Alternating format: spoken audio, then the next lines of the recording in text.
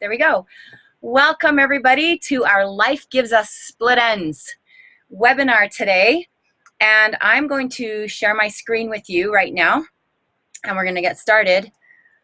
So let's share screen only. Okay. And so now we pull up our keynote. Bam. Oh. And move this over here so I can see what I'm doing. Whoops, something just disappeared. And we'll start here. And I'll go play. Oh, okay. I no longer can see anybody, so I better not do that. Wait, could you all see that? Could you see the little, I can't hear anybody. So yes, you could see it? Okay. Yeah, we can see it. All right. I can. I am going to. We're just all on mute so that we don't disturb you, but yes, I see it, I hear you. Okay. Maybe, so when I showed just my screen, could you still see my face or could you just see the screen? You could see my face. Screen. Okay, here we go. Welcome to Life Gives Us Split Ends, lovely ones. Okay, so when Megan asked me if I would do a webinar on my zones of genius, I gave her several different topics, and this is one of my favorite ones. And so I hope that I can pull it all together in the end. But since you can see me, right, just give me an audio that you can see me because I can't see you anymore. Yes. Okay. So when I was a little girl, I grew up in Hawaii. And for some reason, I don't even know what reason, we used to get, we went through this stage where we would look for split ends and we'd go like this. And you know how we all do. We'd get these split ends and then we found one, and it was like this joyous thing if we could find a split end. And then we would get the one hair and then we would, with our fingernail, we'd split it and we'd go like this. And watch as our hair split all the way up. And then we thought that was so awesome. So then we'd get another one and we'd find it. And we would spend days. I mean, I don't know, this was like maybe 5th grade or 6th grade. And we thought it was so fun to find all our split ends and split it up the middle. All right, now we all know what kind of damage that could cause. And so I just thought that that would be a really fun way to talk about some fun things today about helping us clear out the negatives. Sometimes in our lives, we're up leveling, and so we're knowing that we have stuff coming at us. We know we've got stuff that we've got to overcome and not ignore, because if we want to reach bigger goals and if we want to make bigger strides and move into a higher energetic space, that we know that we have to clear out our negatives. So here we go. Next slide. We all have split ends. We all are damaged in our lives, and we all have hurt, broken, and hard. And whenever I go to the high schools and the junior highs, I go there a lot, and I volunteer and I teach these principles. I tell them about these negative things that we have inside of us, and then ask who has those negatives, and everybody raises their hand. And then I always say, we are special in a million different ways, but none of us are special because we have trash talk going in our mind. Every single person has trash talk going on, and it's what we choose to do. So, could you guys mute yourself? There's some back noise in there. Perfect, thank you. And still a little bit. Okay, maybe that's just white noise. But anyway, we all have hurt, broken, and hard. None of us are special because we have hurt, broken, and hard. And I remember writing a letter to one of my friends and a little while ago and saying, oh, this is going wrong and this happened and this happened. And she wrote back and she said, wow, Merrilli, your life sounds so ... normal. And I was like, oh, wait, you just took all the wind out of my sails. But it's true. We all have hurt, broken, and hard in our lives. So we unknowingly continue to damage ourselves when we don't remove the splits. Now, I don't know if there are products out there that can actually heal the damaged hair, But in my experience, we have to cut off the splits. You can't like glue them together or pull them and rip them apart. You actually have to cut them off and say we get our hair trimmed or whatever. So here we go. Would you all please put your hands on your heart right now and say with me, even though I can't hear you, say, for things to change, I must change. For things to get better, I must get better. And then the next one is, if nothing changes, nothing changes. So I have my little bottle of Melissa. When it was on sale a little while ago, I bought one bottle and I split it between myself and my two daughters. And so this is how much I got. And I keep Melissa with me, and it helps to just calm me down. It's actually a really great oil for post-traumatic stress disorder. Not that I have that, but so whatever oil brings you joy, makes you feel grounded. I was talking with one of my frontline leaders today for our mentor call, and she said that she'd been feeling a little down lately, and she felt down and she was a little bit cranky. And then at the end of the day, one of her friends said, well, did you use your oils? And she's like, oh, no. So whatever your favorite oil is, I love balance. When I taught school, I had balance in my pocket every single day. I also love console and forgive. I'm using those a lot right now in my life because I'm trying to clear out a lot of my past baggage. And to look at each other, we would never think that we had a lot of broken, hurt, hard stuff, because we all put our smiles on, we open our eyes and we greet our friends, hey, how you doing? And we usually hide that stuff because we think that we're alone. We think that it's something to be ashamed of, that we all have hurt, broken, and hard, but it doesn't.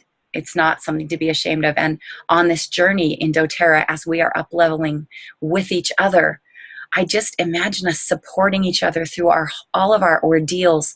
And I'm going to talk about this at the end again if I have time. So I want to just tell a little story really quick, because this is good to know. I love to say good to know. I say good to know every day, many times. If something comes up, I'm like, good to know. Good to know, instead of, oh my gosh, my life sucks again, or whatever. It's just good to know. So last April, not last month, but in 2015, we had some bugs in our basement. We had little scorpions, and we had some centipedes, and we have some spiders.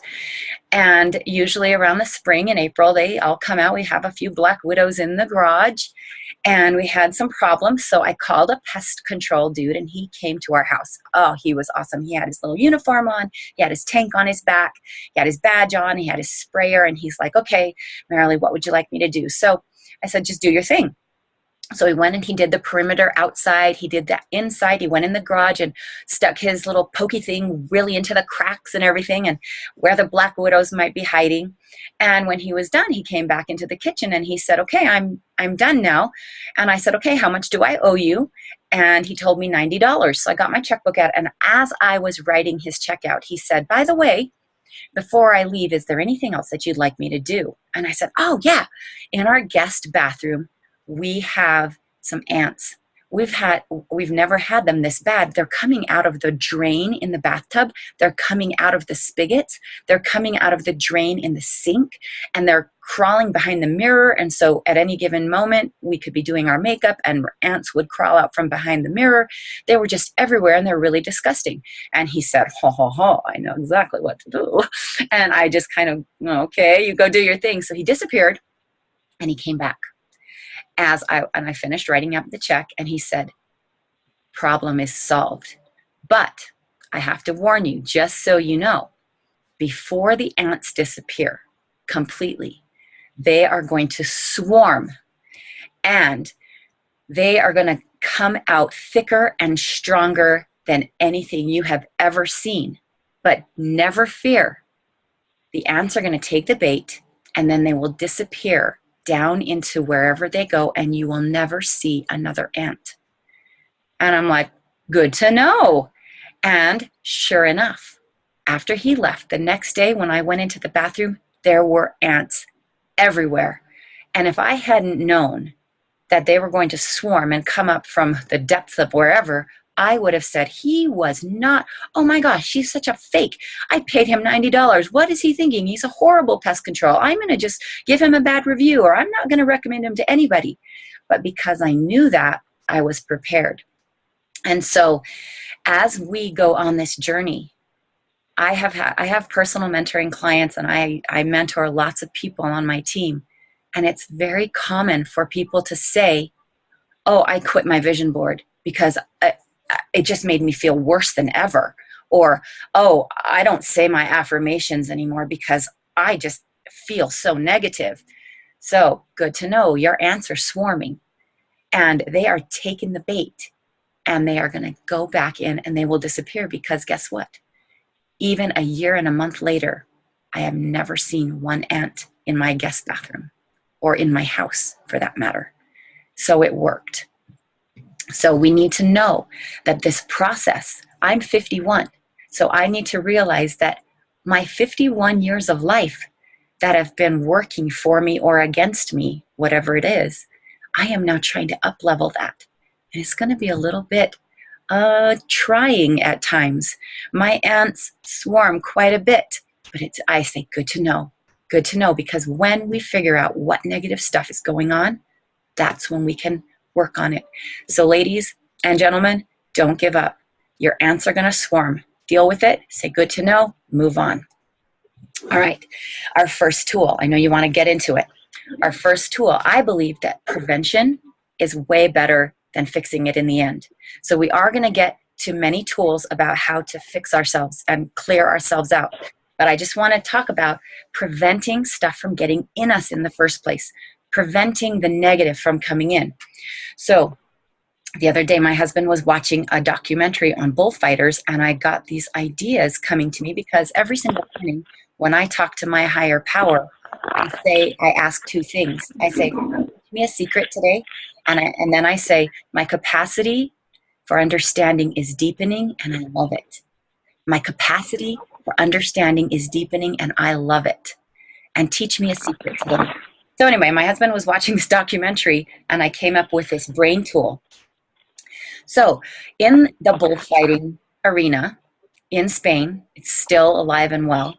The matadors, who are the bullfighters, they come out dressed in gorgeous costumes, as you can see. They have black shoes with ribbons on them. Could somebody that just came on, would you mind muting yourself, please? I hear a lot of background noise right now. There we go. Thank you so much. So the bullfighters come out into the arena. They're dressed in black shoes with ribbon shoelaces, not shoelaces, but ribbons. They have white socks with, or red socks or pink socks or whatever color goes with their outfit. They have short pants that are very tight fitted, and they are decorated with beautiful embroidery with jewels sometimes, and sparklies, gold and silver, and intricate patterns. The pants go up past their belly button, and this beautiful white shirt is tucked in, and there's a little black bow tie there. And then they have a jacket that matches their pants, and someone has embroidered painstakingly these beautiful designs and glitter and ornaments on their jackets. And then they have this little triangular hat that they wear. And they come out with a cape. And the cape is either red and gold or magenta and gold. And there is usually a little pole inside the cape. And this is what they use to draw the bull away from them or around them or wherever they want the bull to go. So these bulls have been bred and conditioned to be wild and to be fierce and angry and hostile, because that's what the people in the arena or in the seats, they want to see a bullfight. They don't want to see some passive little bull just trotting by. And so the matadors, if they're good and if they're experienced, as they gain experience, they try to second guess the bull. And so the bullfighter, the matador, could be standing there, and the bull is, like 10 feet away from him and pawing the ground and snorting out of his nose. His nostrils are flaring, and the bull's muscles are tensing, and his body is shaking, and he's getting ready to attack. And the horns on these bulls, as you can see, they are not filed down. They have no little rubber protective ball on them. They are very, very sharp, and they're strong. They're the natural horns. There's nothing fake about them. And so the bullfighter knows that the horns could kill him, literally demolish him, destroy him, gut him, impale him in front of all of the spectators. So the bullfighter wants to put on a good show for the audience, but the bullfighter also wants to stay alive. So the bullfighter will look at the bull and try to either lead him to either side or to try to guess which way he's coming.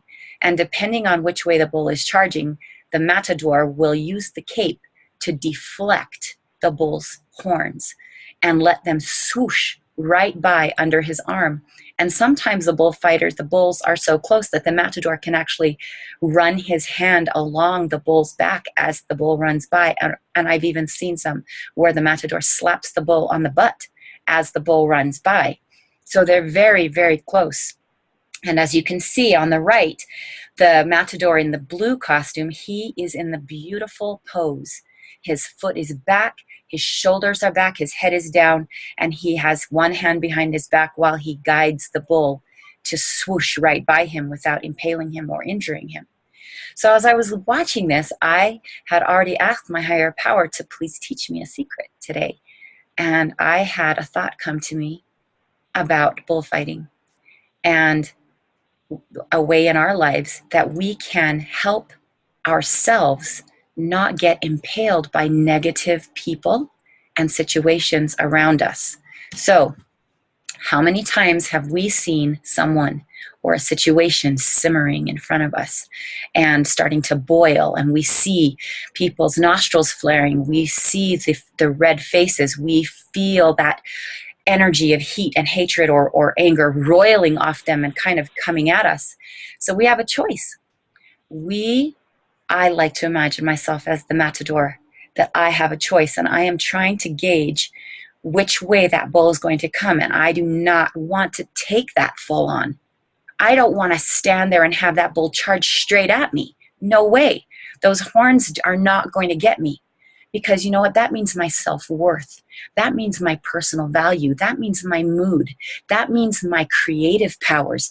That means my depression or my sorrow or having to go and deal with words and feelings later. So I want to avoid this. And so I literally imagine myself as a matador. And I have this beautiful outfit on.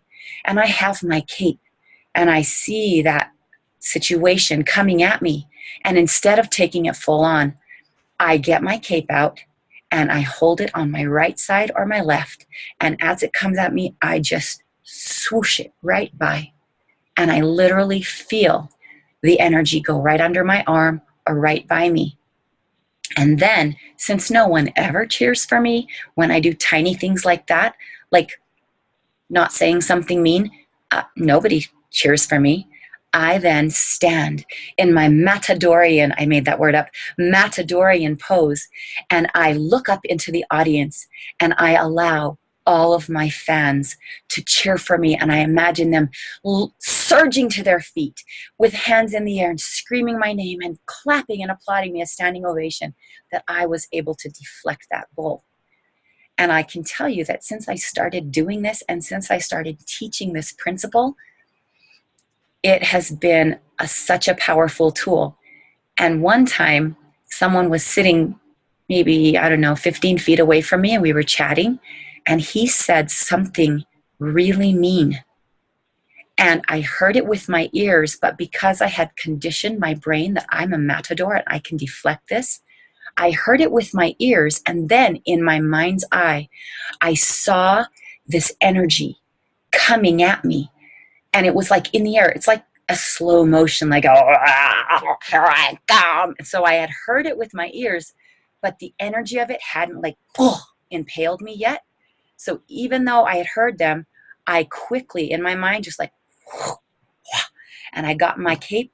And when they hit me, I just like moved 1 inch aside. I stood with my shoulders back, 1 foot back, my head, and I let that thing go.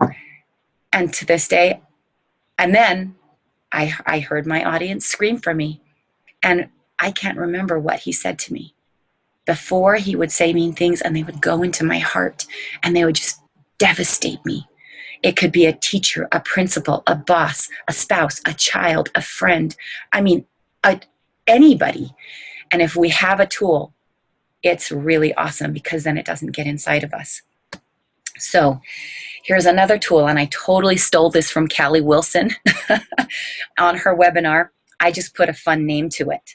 So the next tool to prevent stuff from getting in, well, we have it in us, but it helps us to get it out. A clearing tool is what I call the Kung Fu Panda. And everybody loves Kung Fu Panda. And so I love to teach children this and teenagers because they get it in their head.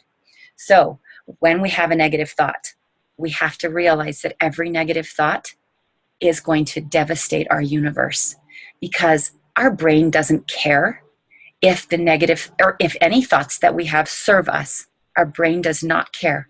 It does not make value judgments. Our brain thinks this is important because you say it all the time. That's all. This is important to you because you think this all the time. Our brain doesn't say, you know, this isn't very good for you, so you really shouldn't allow this in, so I'm going to just discredit this. Nope. Our brain believes what we think is important because we say it all the time, or we allow ourselves to think it all the time. So if I say I'm stupid once a day, 5 times a day, if I say nobody likes me, this business is hard, no one wants to work with me, I'm not capable, I don't have enough time, these things, for whatever reason, we say them over and over, and our brain doesn't go, hey, Merrilli, you know, that's not very good for your psyche. You know, the psyche that lives in here, that's not really good philosophy for you to, your brain just goes, oh, you said it again, must be important. Oh, you said it again, must be important. Oh, you said it again, must be important. So we have to realize we got to teach our brain that we are the masters here and that we are not going to allow any negatives, not just that or that or that, any negatives. And when we can take this leap and this energy, oh my God, you will feel really different in your life. I hear somebody just came on. Would you mind putting yourself on mute? Sorry. It's okay. I love you. I don't know who you are because I can't see you, but I'll talk to you in a minute. Okay, so here we go with Kung Fu Panda. Are you ready? Yes. And life is way better with sound effects. Say that. Put your hand on your heart. Life is better with sound effects. I'm a music and drama teacher. I believe in that. So when we have a negative thought, hi, there we go. Did you get that? I probably like blew my speakers just now. So you just like, hi-ya, and you Kung Fu Panda it. There he is. He's kicking. That's an awesome kick, by the way. I wish I could kick that high. So after you stop it, that is the stop. You don't just allow it to go in because your brain's like, you said it again, must be important. You're like, no, hi-ya, hi-ya, or hi-ya, or hi-ya, depending on where you are. And then I stole this from Callie. The first thing that you have to do is kick it out of your head. And that's why I chose K for kick it. So Kung is kick. You kick it out. Some people think, oh, I don't want to own my negative thoughts because then they'll make them real. Well, they're in there, ladies and gentlemen, and they're not because it's who we are. It's because we've let them in from outside, from people, from situations, and we're just letting our brain think that we think that they're important. So we stop and we kick it out. If you have a napkin, you write the negative thought on a napkin. If you have a journal, if you have your phone, you write it down. You look at it, you go, I own that. I kicked it out. It's right here. Because a lot of times we don't believe that we have negative thoughts because we smile all the time and we love people. So we don't have negative thoughts. So we kick it out. We give a name to it. We write it down. We capture it. We look at it and we call it what it is. That's Kung. Kick it out. Kung. Next one. Fu. Fu starts with F. So F stands, and I stole this from Callie, flip it. So I have this nice little picture of the Kung Fu Panda doing this like flip over. So the way that we flip it is super easy. Flip it to a positive. Whatever the negative thought is, change it to the exact opposite. Use positive words. So for instance, when some of you probably already know this and you could probably teach this in your sleep. I hope you're teaching this to your teams, by the way. Let's say I hear, I'm not good enough. So, or I'm fat, or I'm not beautiful, or I don't know, whatever it is that I hear. When we flip it, we always use a positive word. So we don't say, I'm not fat. We say, I am fit and lean, or I am healthy and strong. Because to have, you can't use the word not. So I'm fat, I'm not fat. That's not the exact opposite. You get that? That's just a negative. I don't know what I'm talking about. Anyway, so we use a positive word. So, and the opposite of I'm fat is I am lean and strong. Okay, right there, ladies and gentlemen, you're going to hear the demon of your life rise up like a monster and go, liar, liar, from that movie, The Princess Bride. Have you seen it? When she says, liar, I'm not your wife. Or no, I'm not a witch, I'm your wife. Anyway, I hope you're laughing. I can't hear you and I can't see you. So I hope you're laughing and having fun now. So we flip it into the exact opposite. And we expect good to know, right then. That's when our demons are going to come out and they're going to say, how dare you think that? You're such a liar. What are you thinking? There is no way. You, because look at this. And then all of these voices are just going to come at us. And we say, good to know. Hiya, no way. So the way that we fix the flip, so that's where our liar zone is, or the hypocrite zone, or those voices right there. After we flip it, we write the words down. So I am, let's see, no one wants to work with me. Flip it. Everyone wants to work with me. Super easy. Next, power it up. So this is P for panda, Kung Fu Panda. Kick it, flip it, power it up. So I've got him going right there. And so now this is the fun stuff. This is super, oh, thanks. Thanks, Christy. Powering it up, that is when we get to change and use our imagination and use really sparkly words and magical words and abundant words and like powerful words and epic words. And some of you are going, wow, she's way over the top. Yep, I am. Because I've been doing this for a long time and teaching people, and you should see what happens to people when they realize that they have power with words. One of the ladies that I mentor, she says, how do you think of all these words? I don't even know these words. I'm like, I have a dictionary. I have a thesaurus on my phone. I say, hey, Google. So anyway, powering it up and catapult your brain with juicy words and fun images that actually now protect you from those demons that just like reared their ugly heads when you said the exact opposite of your negative thought. For some reason, we are allowed in our lives to accept negative thoughts about ourselves. Because I was like, yeah, I know I'm not as good as her. Or yeah, I'm not that smart. I failed this test. Yeah. And we're allowed, like, that's okay for us to do that. But it's not okay for us to go, hey, I am awesome. All of a sudden, everybody's like, wow, you're so stuck up. Wow, you're full of it. You're all that. You think you're all that. I mean, for whatever reason. So ladies and gentlemen, we've got to flip it. We've got to take control. For things to change, I must change. For things to get better, I must get better. And if nothing changes, nothing changes. So we have to be willing to like try something new. And this is an awesome tool. This has been a tried and true, tested. It's a great thing. It's awkward. Looking at yourself in the mirror and saying, I love you. Merrilli, you're amazing. It's like, oh, no, I'm not. No, I'm not. No, I'm not. Yes, I am. Yes, I am. And then we fight because good to know those ants are swarming. Our ants are swarming. So we write our statements down. What we put after the word I am is very important because that will create our reality. I am powerful beyond measure.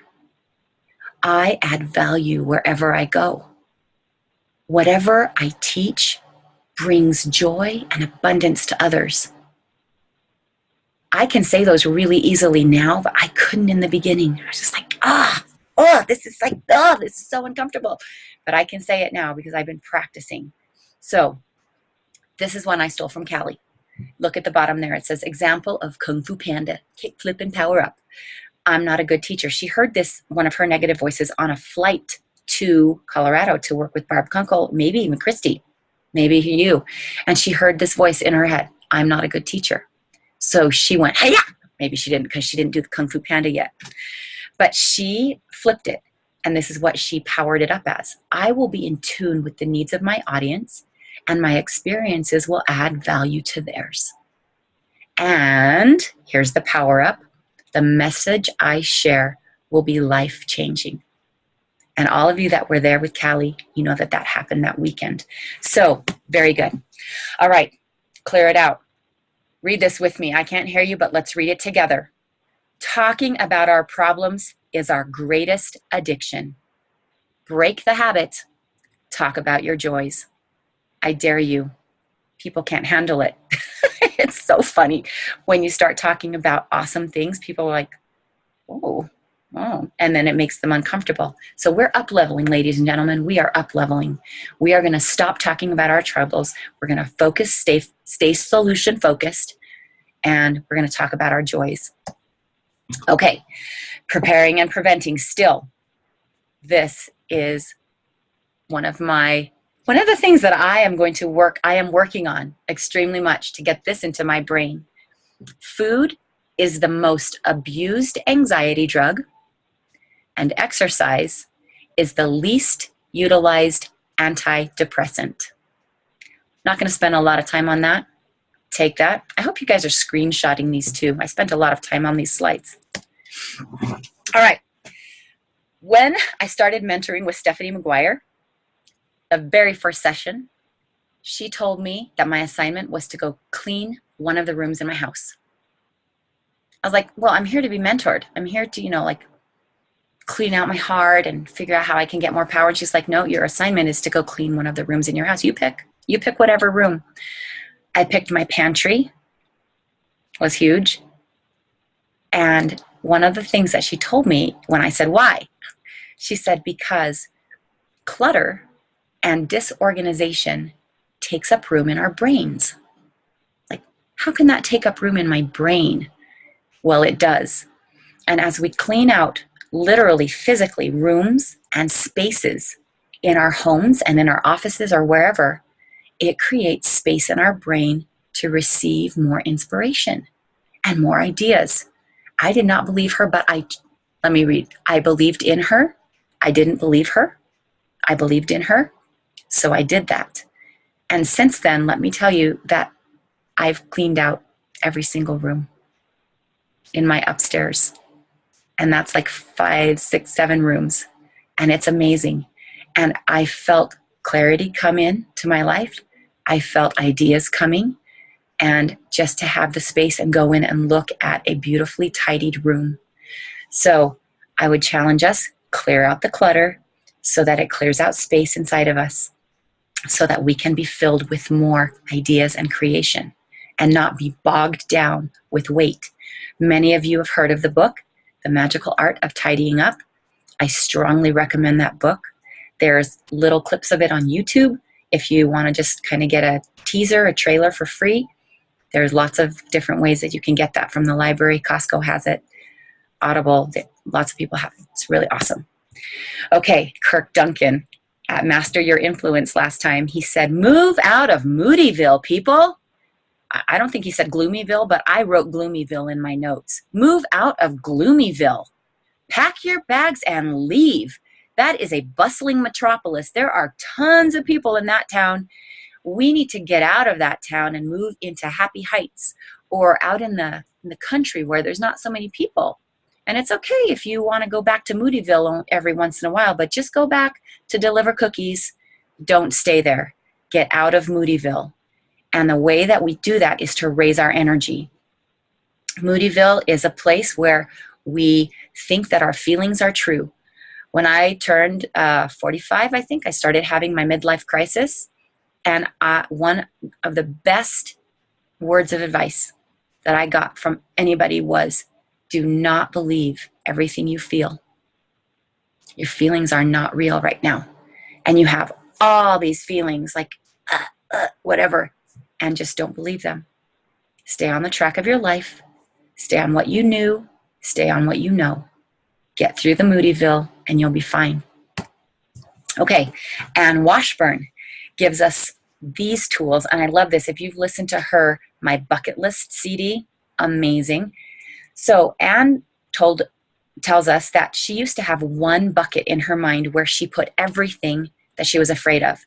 If she was afraid of snakes, she'd put it in that bucket in her mind. If she was afraid of running and playing in the freeway and in the cars of getting killed, she'd put that in her bucket in her mind. It's her fear bucket. If she was afraid of anything, it could be something that could kill her or not. She just had one bucket and she put all her fears in there. So her fear of public speaking was pretty much the same as her fear of sharks. Her fear of getting up in front of people was pretty much the same as jumping out of an airplane with no parachute. And so she said that when she figured out that she could put two buckets in her brain, one were the fears that would kill her, because there are those, and one was the fears that would grow her.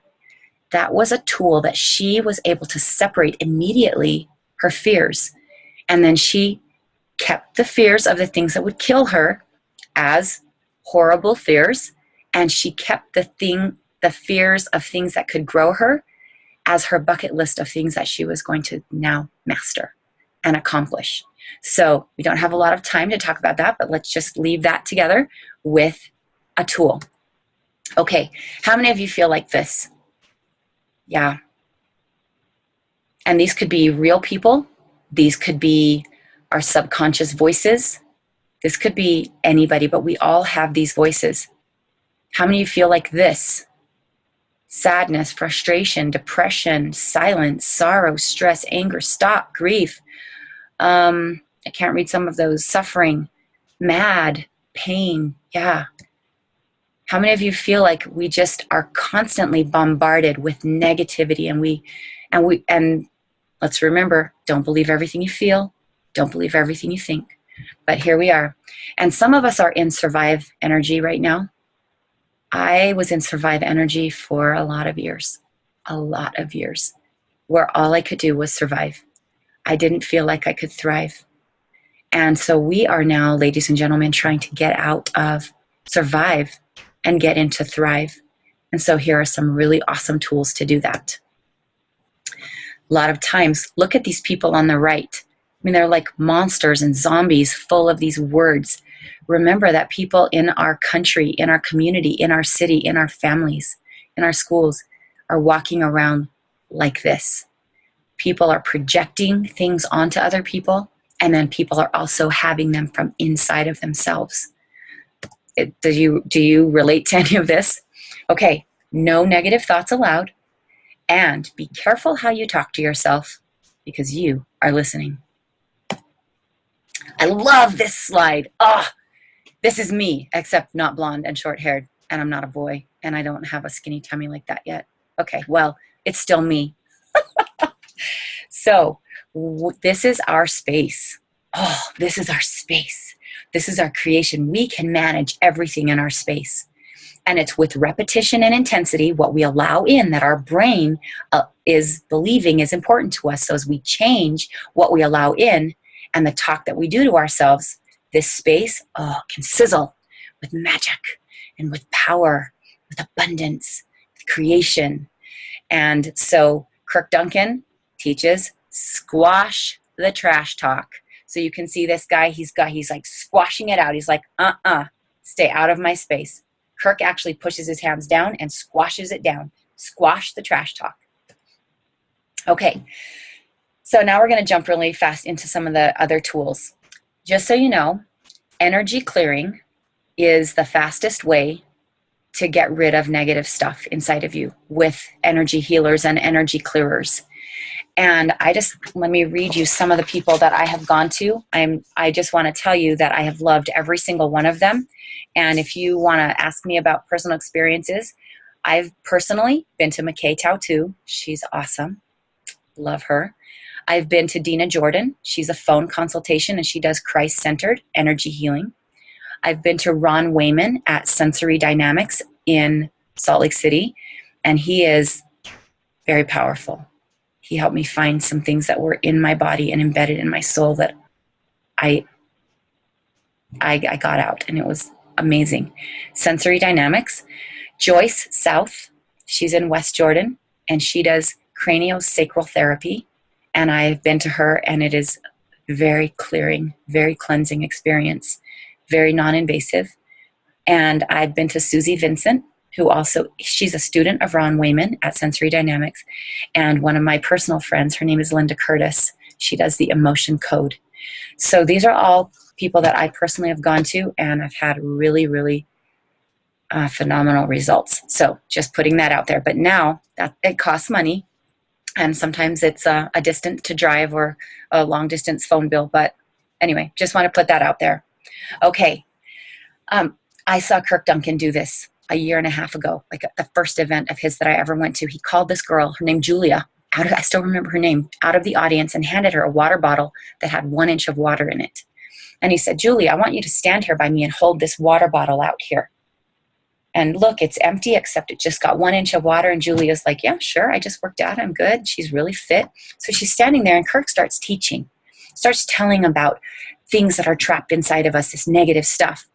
And then Julia's looking at him like, can I put this down yet? He's like, no, it's just got 1 inch of water. It's almost empty. Buck up, do it. And he kept teaching. And pretty soon you could see Julia put her hand like this. And he's like, no, no, no. And so she had to put her hand, and pretty soon her arm starts shaking. And the water bottle, you can see it's quivering, and it wasn't even heavy. It was just an empty plastic water bottle with 1 inch of water in it.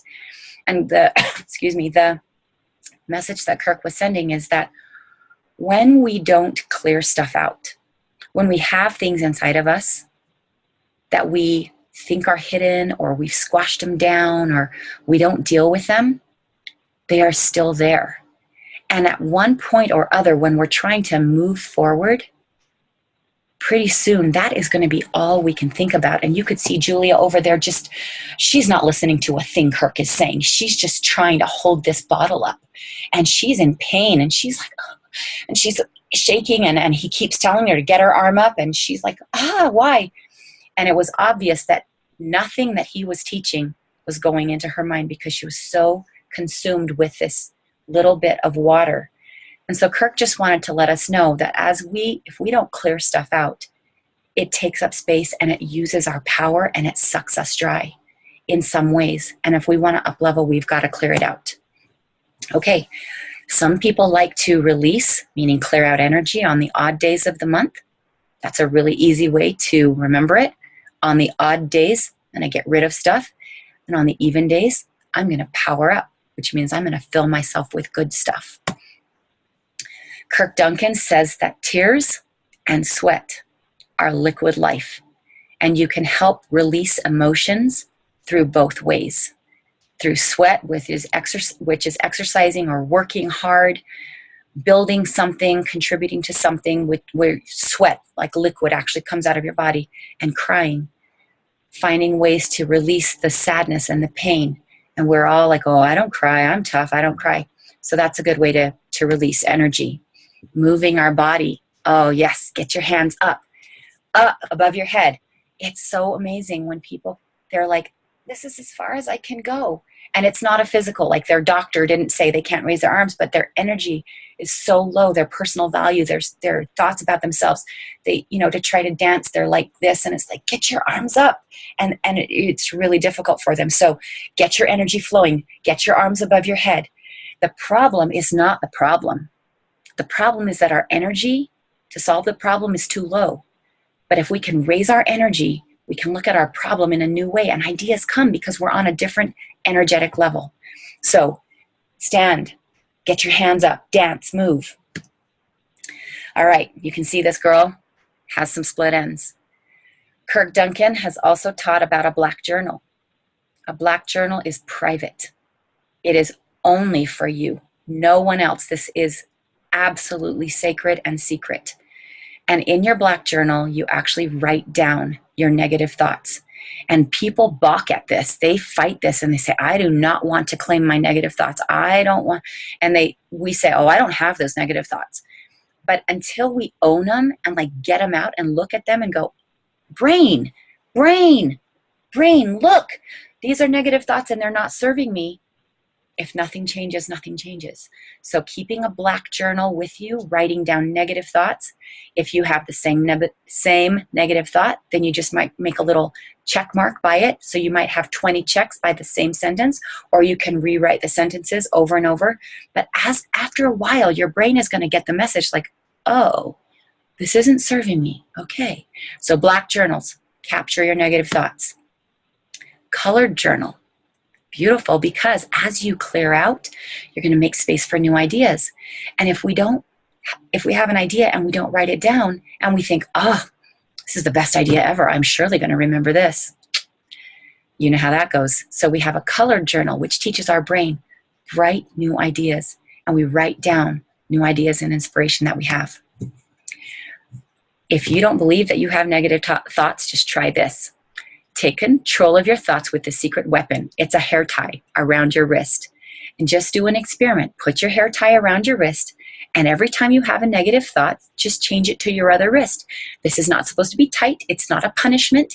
It's not anything. It's just a reminder. I do my wedding ring. So I take my wedding ring off and I put it on my other finger, and I take it off and I put it on my other finger. And I'm like, I have a lot of negative thoughts. And at the beginning, you're whoa, brain, what are you allowing in? So this is a really good secret little weapon. Okay, Mother Earth is a natural healer. Mother Earth is there for us. If she had arms, literal arms to wrap around us, she would. And we could cry our tears into her and it wouldn't hurt anybody.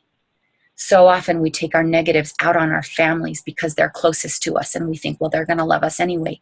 And so we say rude things, or we say mean things, or we say hurtful things about ourselves. So we're feeding our daughters stories about our insecurities, and the dads are feeding their sons insecurities with their issues.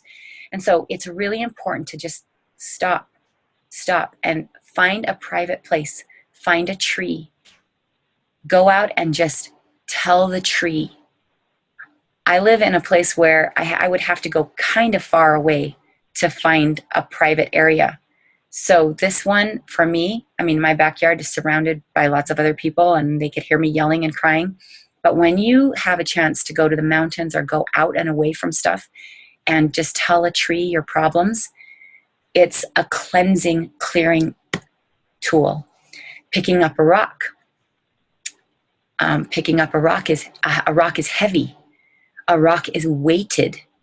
So if we can put negative emotions into that rock and then with all of our might, throw the rock. It takes our muscles, it takes our body, and it takes the thing and it physically throws the rock and puts the rock with our problem or a negative emotion far away from us. This is also one that my daughter Erica, some of you know her, Erica uses this a lot because she goes running up in the hills and she picks up rocks a lot. And then I just have another picture of a beautiful mountain. Look at all of those rocks. Look at those trees. I can imagine being in that still, quiet thing and just crying and screaming and shouting and spilling, literally spilling all my horror and my anguish and my pain and my sadness and my worry and my doubt, my self-doubt, everything just into that nature. And it would just be absorbed and I could walk away clean and fresh. Going to the field. This is another Kirk Duncan tool. Going to the field and just screaming and yelling and getting it out. Crying, those liquid life. Getting it out. Feeling purged. And you don't hurt anybody. You don't plant seeds of yuckiness in anybody's mind because you go and you get it out with your Mother Earth. Write and burn. Okay, this is a picture of me on April 11th. I do write and burn, and I actually have a little can that I write and burn, and I do it on the odd days. And if I can't think of something specific that I want to get out, like an anger that I have towards a person or a situation, then I pick one of these emotions on this list right here. And the word spells fades, so F-A-D-E-S. So you could write about frustration. I am frustrated because, and you know what? You don't even have to really know. You just write on the top. You get a piece of paper or you get your computer and you put your fingers on, or you get a pen and you write, I am frustrated because, and then you wait.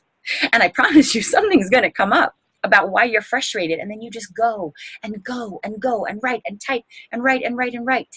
And when you're done, then you go somewhere private. All this stuff is private, ladies and gentlemen, always private. And then you read it out loud. and you put all your hatred and all that, and you read it, and then you burn it, or you shred it, or you flush it. That's actually Emily's toilet. She had flushed hers. You can stomp on it after you shred it, or just stomp it to death. My son Isaac, he has swords. He likes to slash his. That's not my son, because I didn't have a picture of him doing it, but you could actually get a sword and slash it if that gives you joy. And then get it out. Okay, one of the things that I really like to do when I write and burn is something that Kirk Duncan and Anne Washburn taught me at 3 Key Elements. They said that a lot of times our lives are like fruit trees, and we have a problem and we think that that's the fruit because we can see it. So just like you can see an apple or a pear or peach or whatever that is, you can see an apple on a tree. So you think, oh, that's the thing. So we have a problem and we think, this is the problem. He said 100% of the time, it is never the problem, ever. 100% of the time. He's mentored thousands and thousands and thousands of people. So he said, if you get a piece of paper and you pick the apple and you say, I feel so angry because my son broke the beautiful vase that my great-grandmother gave me. So that's the fruit. That is what you see. And then you leave your pen on the paper, or you leave your fingers on the keyboard, and you type, and you keep typing about why you feel that way and what it is. And then he said 100% of the time, if you go back and reread that, you'll find that there's a deeper issue. And that's like the stem of the apple. So you found the next little bit. So then you write about that, whatever it is. And then that takes you to the branch. And really what we're trying to get out is the problem is in our roots. It's not the fruit. The fruit is what we see. It's what's manifesting. But the problem is always in the roots. And Kirk Duncan says that with his clients, most people think that they find the answer on the 3rd level, which is in the branches or maybe the trunk. Now, like, okay, yeah, I found it. I know what the real problem is. And he said, no, it's in the roots. And so he says usually that takes 5 to 7 writings. And this is serious stuff for people who are really wanting to move forward, really wanting to clear out inside, really wanting to find out what's going on inside of them. Because you know what? For things to change, I must change. For things to get better, I must get better. And if nothing changes, nothing changes. And I am in charge of myself. All right, one of the things that McKee taught me was that we all have cords connecting us to each other. And my son Isaac taught me this as well. And the cords may be of different colors to different people. We're connected with all these people. And I personally, when I was working with McKee, I had a very toxic relationship with one person in my life. And my cord of color connecting me with this person didn't look like this. It was not beautiful and rounded and bright. It was titanium. And it was full of rotting, deteriorated, stinky red matter that was horrible. And McKee asked me if I wanted to, if I could grow a new cord, or if I could clean the cord with the person and heal it. And I said, no, I couldn't. And so she said, well, then you'll have to cut the cord. And I'm like, okay, how do I do that? So she imagined me having my higher power stand by the cord and try to cut it with the sword. And the first time, nothing happened. The sword just like bounced off. There wasn't even a spark. And so McKee asked me, why couldn't the sword cut through that? And I figured out that it was because it was my energy. That was that red, rotten, stinky, disgusting, petrified, putrid matter. And she said, if you want your cord to get cut, you've got to withdraw that energy. And so in my mind, I imagined myself pulling all this yucky away out of the cord. And then my higher power was able to cut it and sever the cord and free me. And that red energy that was so horrible just oozed out and was gone. And now I'm building a new cord with this person. And it is not red and rotten and putrid. So that was a very wonderful thing that McKee taught me to clear. Forgiveness is next to godliness, and holding on to anger is like drinking poison and expecting the other person to die. So I am totally out of time, and I'm not sure what you guys have got going on, but I'm going to keep going. And Megan will have this recorded, and she'll put it up. And maybe so we're 1 hour into it now. So if you guys need to check out, you go ahead. And if you want to come back, because I've got a few more things that are really awesome. And I want to share them with you when I have, like right now. So I'm going to keep going. Stay with me if you can. If not, love you. Talk to you later. So this is another tool that Kirk Duncan teaches. And the reason that I love this tool is because I do not have to go back into the past to deal with anybody. I can take care of this on my own, by myself, with anybody that I want to. So I'm going to go over, do a screenshot, a capture of this if you want the instructions. So I'll just walk through how I finish a conversation.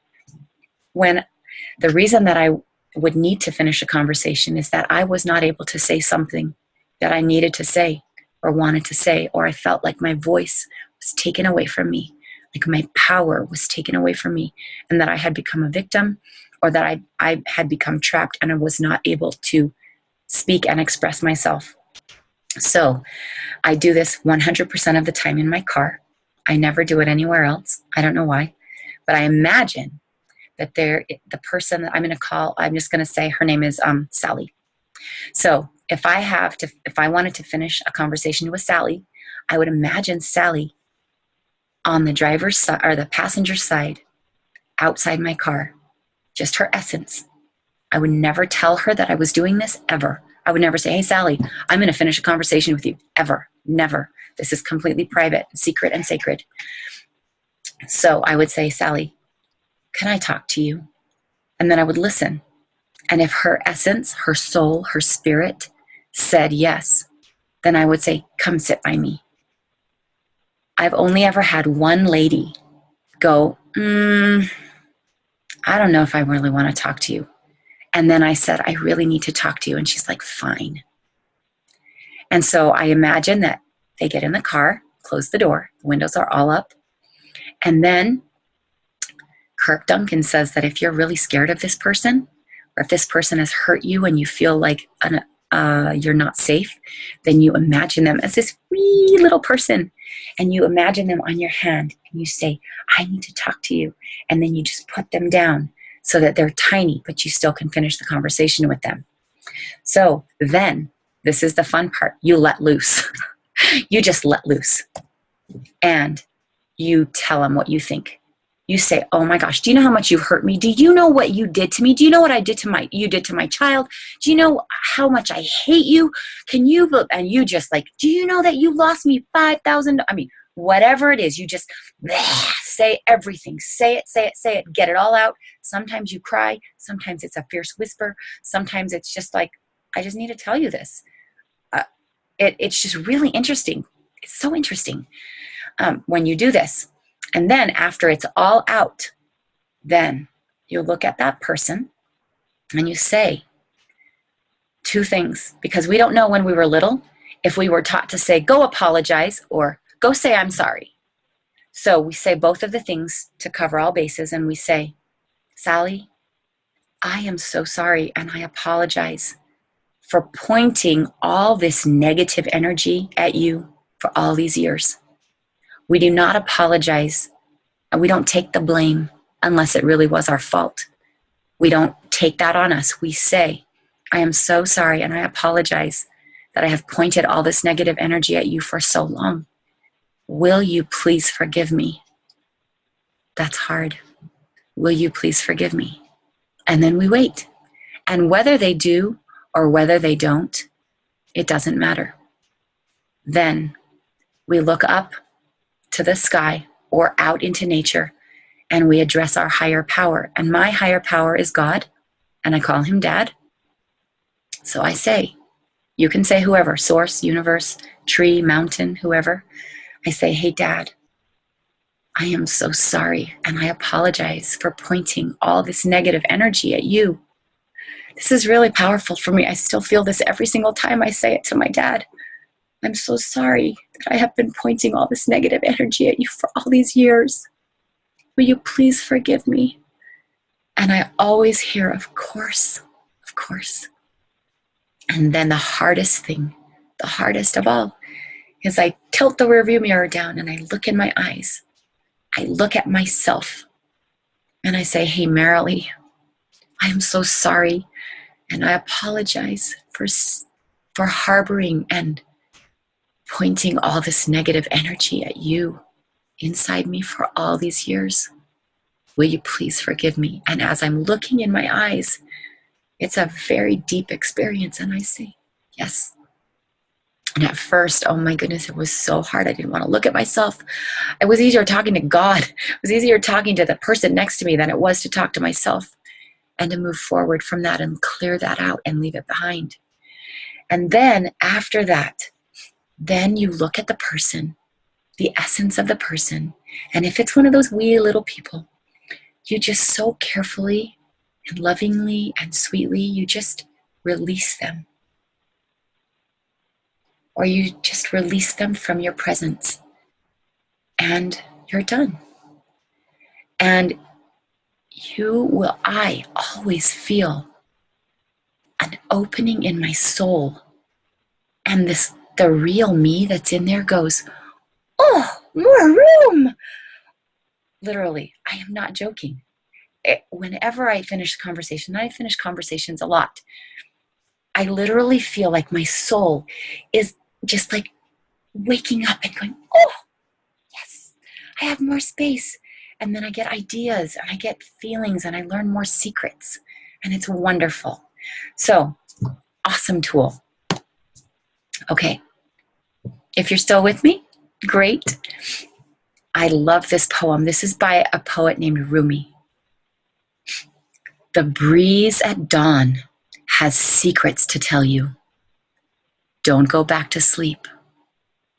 You must ask for what you really want. Don't go back to sleep. I love that. Kirk Duncan has an instruction for what I call the mystic communion. Kirk Duncan calls it 3 a.m. because he teaches that when we have the wherewithal and the desire to wake up at 3 a.m. just for a half an hour, 45 minutes, that we are proving to our higher power that we are worthy and deserving and we are desirous of a communion. And so I'll just tell you what I do. I wake up early. Usually I get up at 4:30. I don't know that I've done 3. The world is quiet. I sit down with my computer and I get a blanket on and I type, Dear Heavenly Father, or Dear Dad, or Dear Universe, or Dear Source, or Dear powers that be, dear higher power, whoever it is that you believe is bigger than you, larger than you. And then I just type and I say, tell me about me, or I have this problem, or why am I having such a hard time, or whatever. And I just type. I just type a letter. And then at the end I write, love Merrilli. And then I breathe and I wait for just a second. And then I put my fingers back on the keyboard, or I get my pen back in my hand and I write, Dear Merrilli.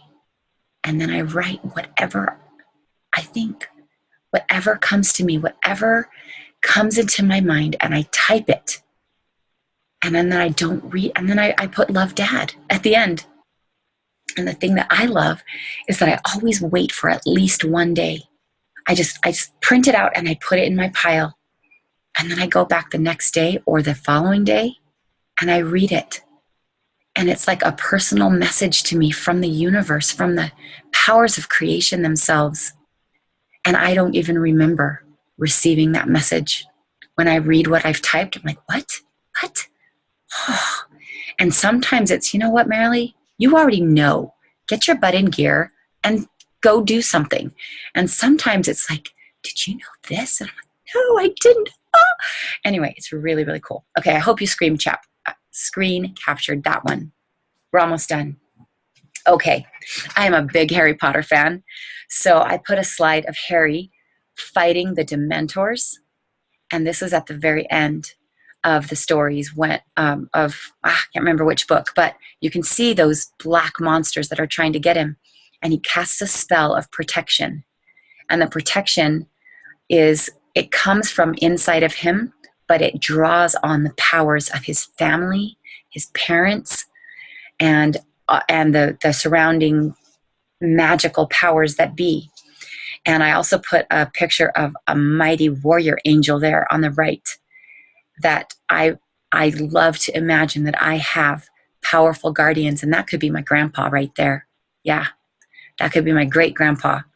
And I believe that we can call upon our energetic guardians to protect us and to help us, to give us ideas and to go before our face and protect us from harms. And I've already asked my dad, my Heavenly Father, if I could just have some with me. And he's like, yeah, sure. So every once in a while, I need extra ones if I know I'm going into a scary thing or something that I feel like I need more protection or more power. But I know who I have around me. And one of my grandmas, her name was Merle, and she's with me a lot. And one of my other grandmas, her name was Anella, and she's with me a lot, and she helps me too. Okay, approaching your higher power. However you want to do that. Get to know your higher power. Look your higher power in the face, or be there in the essence of your higher power, because know that you are divine. We are all divine, and we have great powers to clear and cleanse and to create. I love those 3 C's. Power poses help us clear out negative feelings. Remember, don't believe everything you feel. Don't believe it. Stand in a power pose for a minute or 2, and your body will start to go, oh, yeah, okay, well, I guess those feelings weren't real. And you'll be able to calibrate yourself to get moving forward. Oh, there it is. Look at that. Don't believe everything you think. Okay, let's read this one together. The one on the right. Being positive doesn't mean ignoring the negative. Being positive means overcoming the negative. There's a big difference between the two. All right, this is awesome. So when I have a new idea or when I'm trying to get into my new life, sometimes I've had 5 children. I feel like it's a pregnancy and it's a delivery, and I throw up and I puke when I'm morning sickness, and my back aches and my feet ache, and I'm hungry, and then I'm starving, and then I'm not hungry at all, and then I'm tired and I can't do what the things I want to do, and then I'm so excited because this is going to be born, and I'm energetic, and anyway, it's just a big roller coaster ride. It's such a fun trip. This is what it's like to create new stuff. And then when the baby comes out, when the idea is birthed or the new life is created, this new thing, it is such a joyous thing. And we look back and we go, wow, that was 9 months of whatever it was. And sometimes it takes more than 9 months to up level from, like I said, I'm 51. I've been doing my thing for 51 years, and I'm trying to up level now. I have lots of stuff that I need to clear and clean, and new ideas and new ways to be. And the thing that I love about doTERRA and our team is that I feel like in my birthing process of the new me that's going to emerge, and my team that's growing, I have people all around me, supporting my elbows, supporting my wrists, supporting the back of my neck, supporting my head, supporting my back, whispering, you can do this. You got this. And when I go, I hate you, husband, for putting me in this condition. I'm never having sex with you again. I've heard ladies say that in the delivering room, and I'm never going to do this. And what were they thinking? And, you just say really random things in delivery. You say mean things. Sometimes you swear. You say mean things to your mommy who's just there to help you or whatever. And we go through this, and people, they don't laugh at us. They laugh. We chuckle, and we're like, yeah, I know how this feels. We're in this too. We're all in this together, and we support each other and help each other. And so as we're going through this stuff and clearing out the old stuff, when people are around and they're supporting us, be grateful. I am so grateful for all of my team, for the new friends that I'm making. I'm so grateful for Emily and Callie and the people that are supporting them, who are helping me. And then I hope that I can turn around and support my team in our travail and our journey and our delivery and our bringing into existence new self, new life, new ideas, new team, new financial abundance, new heart abundance and freedom. So that is a clearing. And then one thing that I just recently heard from my sister Emily, she's been reading a book by Jen Sincero. And Jen Sincero says something to the effect of, I tried to find this quote and I couldn't. We are addicted to our old lives, our old stories, our old ways. When we try to up-level, it often feels like we are withdrawing from a heroin addiction. Our body rebels and says, this doesn't feel right. I want my stuff. I can't do this. And all those feelings that people who are withdrawing from alcohol addiction or other addictions, it feels wrong. It feels uncomfortable. It feels like you're going to die. It feels like painful. And we really want our old ways back. And then I added here, good to know. I am not alone in my withdrawal pains from my old life, in my painful struggle to be more than I thought or even ever planned to be. And so it's good to know that these feelings of, oh, something's not right. Something feels odd. Oh, I should quit. Oh, my body. Oh, no, this must be the wrong thing. I'll try something else. It's good to know we are on a journey and we can stay together and we can stay with it. All right, everybody. I love this picture and I love this quote. The sleepy mind just woke up. I choose. I don't need to do anything. I choose. I shouldn't do anything. I choose. I don't have to do anything. I choose. I take responsibility and I don't blame anymore. Because when I blame, I be lame. And lame people, lame animals cannot move forward. When you're lame, that's what it is. You're stuck. You can't move forward. So I choose. I take responsibility and I don't blame. And little warning here, people who don't take the first step, guaranteed, never take the second step. So in this webinar that we've done today with some of these really awesome clearing tools, I would challenge you to rewatch it if you want to. If you weren't able to get it all, it'll be up. Screen capture any of these pages so that you can refer to them or print them out, put them in your own book, and take a first step. Do something more than you've done. And I know for some of you, you're going, oh, I did that one. Oh, yep, I already know that. Yep, I've done this, because you've been around in this mentality for a long time. So I would challenge you to find something new and do one new step. Try something else. See how it works. Tweak it for yourself. Make your own webinar for your team of things that have worked for you. Comment on our Facebook page. Merrilli shared this. That doesn't quite work for me, but this works for me. Because you know what? We're all going through this journey together. Split 50-50. I am addicted to learning. I am not addicted to action yet. I am learning how to split my time 50-50 and learn and grow and get education and then turn around and take massive action. Execute the plan. Don't just plan the plan. Execute it. Make the outcome happen. Don't just plan the outcome, although we have to do both. All right, and here we go. A little progress each day adds up to big results. And I think that's, oh, look, happy people, happy people. And that's the last slide that I have. So I'm going to exit out of this and come back so that I can look at all of you fabulous people who are still on the webinar, maybe, even though it's like longer than it should have been. Ah, people are still here. That is awesome. Cool. We should take a picture like of us. Let me do this. Everybody smile, hold perfectly still. Okay, wait. Oh, shoot. It's not letting me. Wait, hold on. Oh, darn it. Wow, maybe it won't let me. Oh, there it is. Okay. So smile. 1, 2, 3. Wait, hold on. And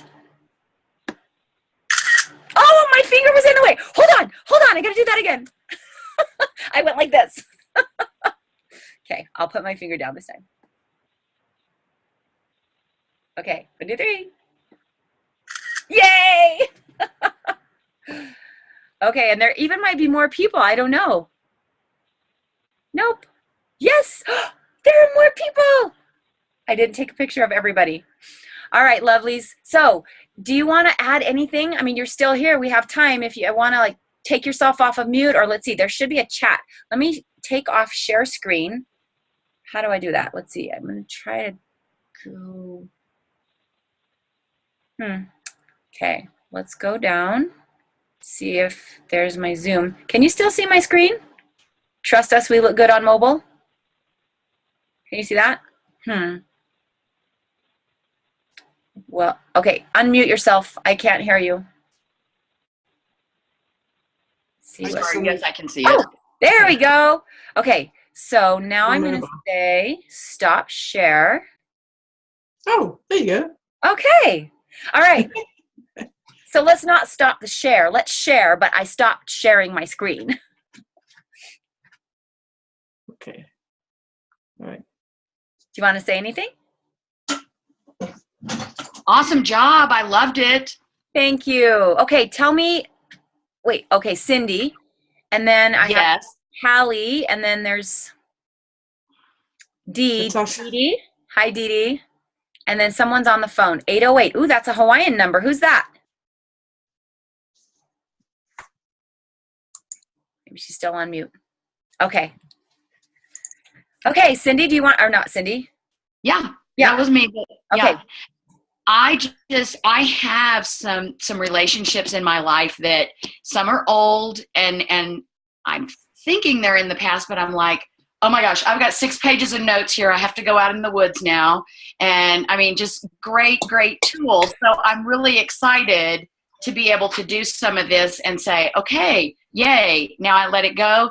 And actually I realized a while back that tears are very healing. I did have a friend that would try to tell me, you shouldn't cry. You shouldn't cry in front of your kids. You shouldn't do this. And I'm like, I finally just came to the conclusion that, you know what? When I cry, I always feel better. So I'm just going to when the tears want to come, I'm just going to let them come because it feels like they're healing. And so, but anyway, I loved everything that you said about pretty much everything. And like I said, I've got 6 pages of notes here, and I wasn't able to take notes during the last 15 minutes because I was getting ready for work, but I wanted to stay on. So I will be going back to get those notes later. But I mean, just thank you for doing all this, because, you know, some of it you're just confirming that I'm not a whack job for thinking that these are things that could be powerful, and for giving me some ideas that I hadn't thought of, a lot of ideas that I hadn't thought of that I can do to move forward and just to be way more positive moving forward. So.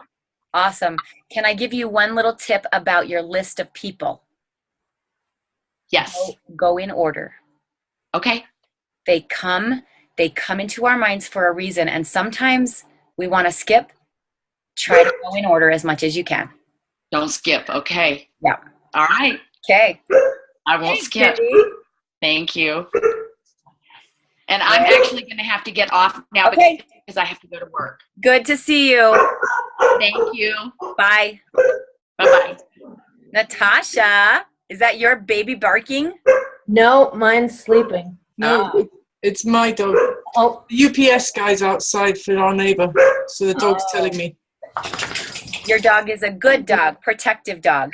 She just loves the UPS guy. Wonderful. Well, if anybody else has anything that they want to say, we'll continue, or we can be done. I just want to thank you, because I've done a lot of this kind of work already. In fact, last Sunday I gave a talk on forgiveness at my church. It was the theme, and I was I'm an ordained minister, and I gave a sermon on forgiveness 2 years ago, a bigger one about forgiving others, and I realized this time it was about forgiving myself. And it wasn't what those mean teachers had said to me when I was a child that I needed to forgive. I needed to forgive myself for what I'd made it mean and for carrying that. So that was awesome. And this kind of compounds, this goes together, bringing other pieces in, other techniques. So I appreciate it. Thank you. You're so welcome. Dee Dee, do you have anything? You're on mute. There you go. I think part of this just made me think about like the blame game. I mostly didn't know that I was harboring feelings until my parents were gone. And then I wanted to blame them. Really? So, and that was recent. You know, I just lost my mother last summer. So I'm working through some of those issues. So you have some tools now. You could totally finish a conversation with your mom and your dad.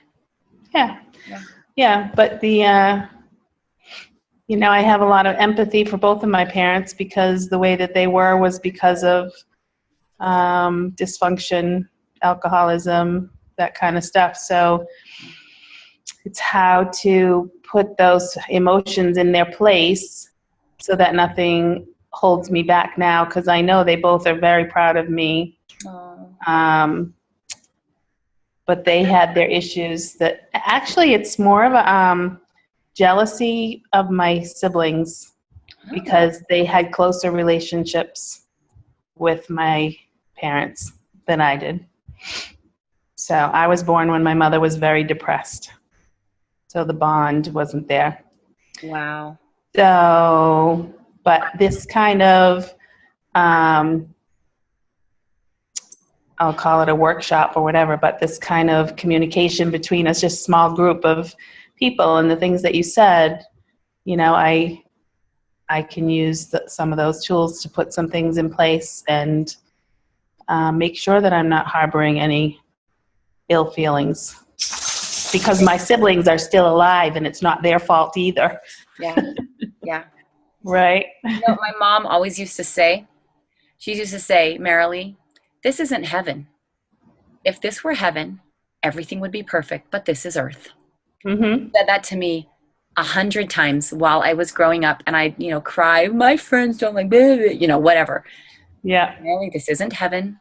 If this were heaven, everything would be perfect. This is earth. I could say it in my sleep. It's true. But God gave us the most incredible job to do here on earth, just to spread love, and the other things that just get in the way of we're stopping our own joy.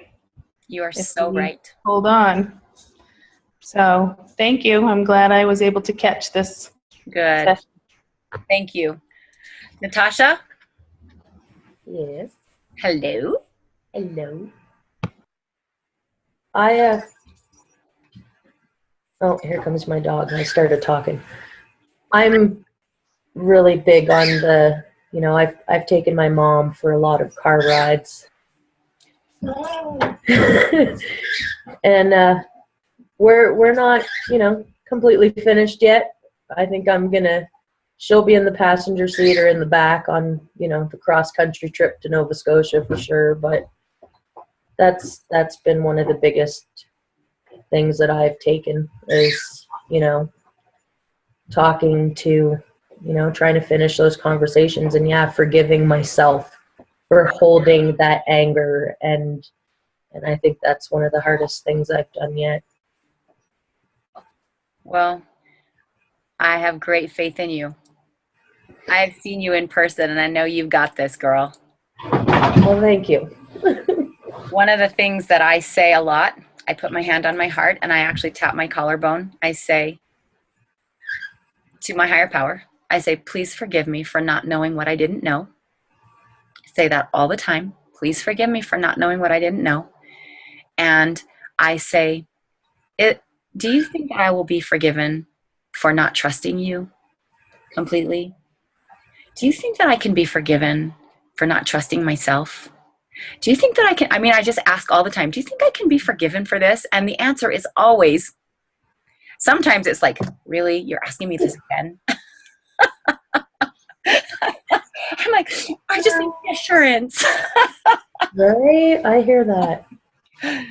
So anyway, well, ladies, it's been a pleasure. I am so happy that I got to put this in a recording, and now I can have it so that I can watch it when I'm feeling like, like, what did I say again? Not really, but, and feel free, like I said, if you have a capture, a snip tool or anything that you want to watch that again, and you can just snip anything and print it out or save it in a book so that you don't always have to be online watching. So anyway, okay. Thank you. All right. Well, I Hello. hope that we'll see you again.